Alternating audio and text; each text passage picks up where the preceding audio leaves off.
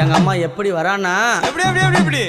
எம்மா பழுத்த சட மார்பில் ஆட பச்சை போனோம் எழுந்தாட பத்தினியால் ஆடி பழுத்த சட மார்பில் ஆட பச்சை போனோம் எழுந்தாட பத்தினியால் ஆடி வருகிறார் முக்கா சட மார்பில் ஆட அம்மா அந்த முக்கா சட மார்பில் ஆட